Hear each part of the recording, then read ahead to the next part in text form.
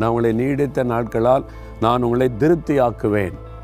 ஆண்டவர் எப்போவுமே நம்ம அரைகுறையை ஆசீர்வதிக்கிறவர் இல்லை. ஐந்தப்போ அதை பிட்டு ஆண்டவர் கொடுக்கும்போது ஆயிரக்கணக்கான பேர் திருப்தியாய் சாப்பிட்டு மீதியான துணிக்கைகளையும் எடுத்தார்கள் என்று வாசிக்கிறோம்ல. நம்மை திருப்திப்படுத்துகிற ஒரு தேவன். நிறைய பேருக்கு உங்கள் குடும்ப வாழ்க்கையில் திருப்தி இல்லை, ஏதோ சந்தோஷமில்லை, வாழ்கிறோம், வாழ்க்கை அமைஞ்சிட்டு அவ்வளோதான். வேலையில் சிலருக்கு திருப்தி இல்லை, ஏதோ இந்த வேலை கிடைச்சது செய்கிறேன், சந்தோஷமாக ஒரு திருப்தியாக இல்லை.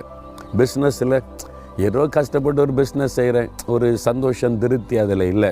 ஊழியம், சிலருக்கு ஊழியத்தில் கூட திருப்தி இல்லை.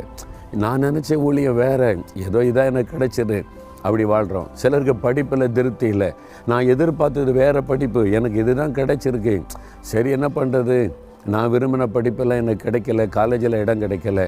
ஒரு திருப்தியற்ற நிலைமை நிறைய பேருக்குள்ள. ஆண்டவர் சொல்கிறாரு, நான் உன்னை திருப்தி ஆக்குவேன்.